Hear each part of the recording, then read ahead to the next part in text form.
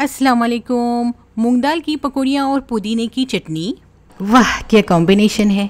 ये न सिर्फ आपके टेस्ट बड्स को सेटिस्फाई करते हैं बल्कि आपके पेटोबा पेट को भी रिलैक्स रखते हैं, क्योंकि चना दाल के कंपैरिजन में मूंग दाल हाजमे के लिए ज़्यादा बेहतर होती है। आज हम इंशाल्लाह सबास बेस्ट क्लासेस में ऊपर से क्रिस्पी क्रिस्पी और अंदर से स्पंजी मज़ेदार मूंग दाल की पकौड़ियाँ बनाएंगे इंशाल्लाह।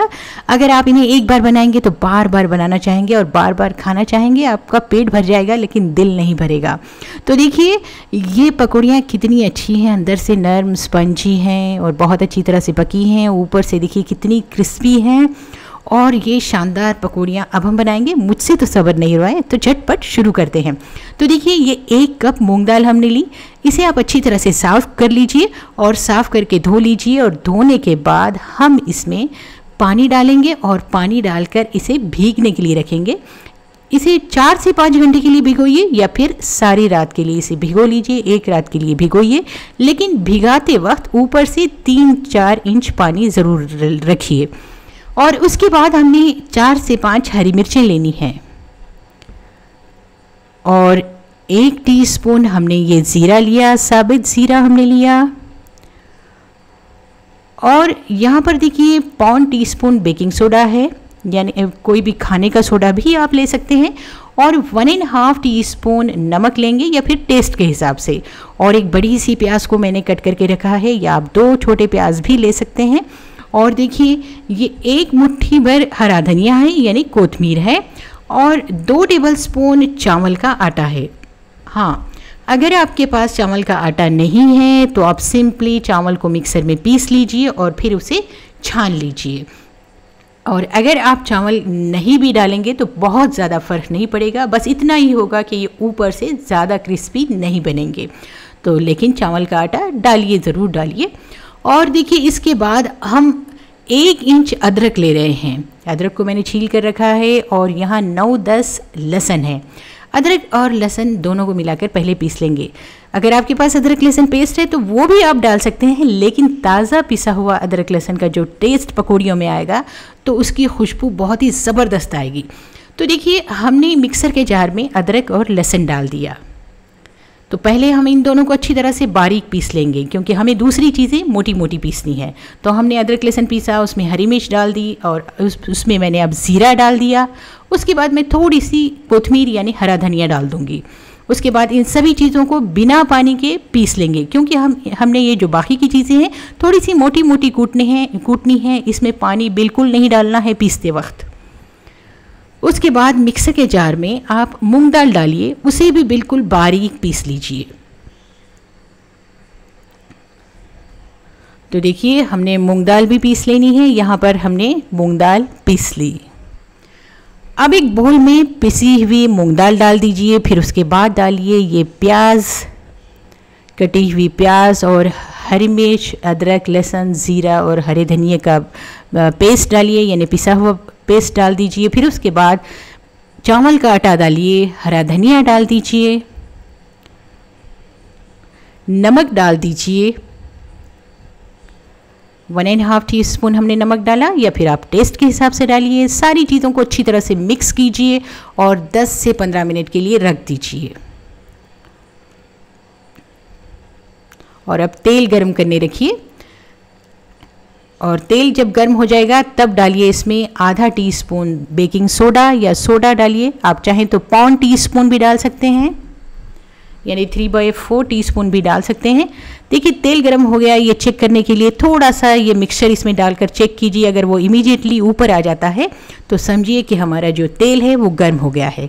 अब गैस के फ्लेम को मीडियम कीजिए और मीडियम फ्लेम करके आप इनमें पकोड़े डालना शुरू कीजिए। छोटे छोटे इक्वल साइज़ के सारे पकोड़े डाल दीजिए।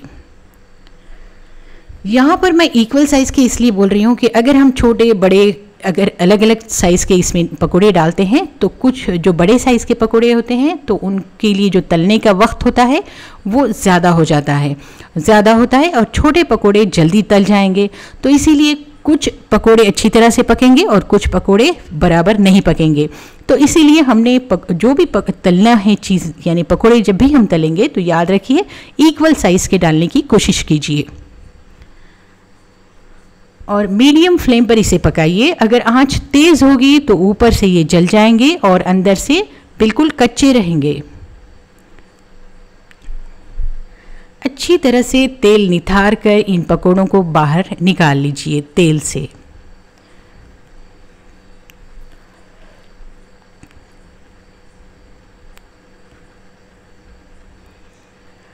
अब हम दूसरी बैच तल लेते हैं। तो दूसरी बैच अब मीडियम फ्लेम पर डालना शुरू कीजिए।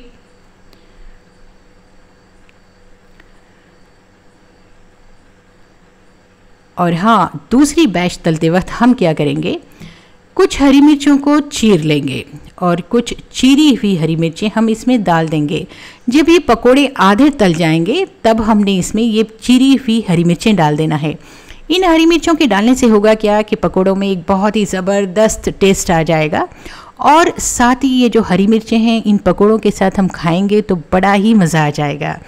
और उसके साथ ही हम डालेंगे कुछ कड़ी पत्ते और हरी मिर्चों का टेस्ट बहुत ही ज़बरदस्त आएगा। इन हरी मिर्चों को आपको बहुत ज़्यादा लाल या फिर कड़क करने की ज़रूरत नहीं है, इसे बस ऐसे ही नर्म में ही निकाल लीजिए, क्योंकि ये जो नर्म हरी मिर्चें होती हैं इन पकोड़ों के साथ बहुत मज़ा देती हैं और इसमें काफ़ी फ्लेवर होता है। तो हमने इन्हें निकाल लेना है।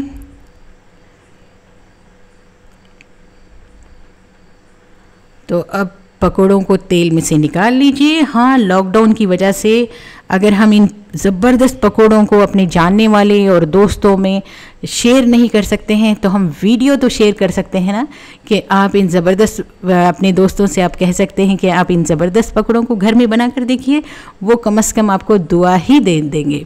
तो देखिए, इन पकोड़ों को हरी मिर्च और कड़ी पत्ता ऊपर से डालकर सर्व कीजिए। और हाँ, अगर आपने मेरे चैनल को अभी तक सब्सक्राइब नहीं किया हुआ है या पहली बार मेरा वीडियो देख रहे हैं तो ज़रूर इसे एक बार सब्सक्राइब कीजिए और सब्सक्राइब करने के बाद बेल आइकॉन भी ज़रूर प्रेस कीजिए ताकि हम इससे भी अच्छी रेसिपीज़ आपके लिए लेकर आते रहें।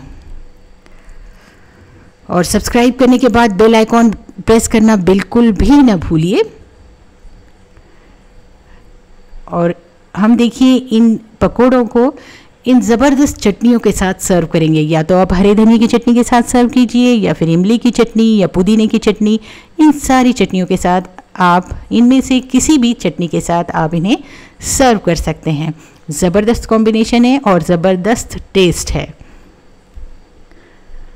तो अपनी राय इस रेसिपी के बारे में ज़रूर लिखिए। आई होप कि आपको ये ज़बरदस्त पकोड़े पसंद आए होंगे। पसंद आए तो वीडियो को ज़रूर लाइक कीजिए, शेयर कीजिए। देखिए, इन पकोड़ों को इस तरह से इन मिर्चों के साथ भी खाकर देखिए, बड़ा ही मज़ा आ जाएगा। तो चलिए, बैठे क्या हैं, जाइए मूंग दाल को भिगोइए और पकोड़ों की तैयारी शुरू कीजिए और बनाने के बाद मुझे ज़रूर बताइए कि ये कैसे लगे हैं।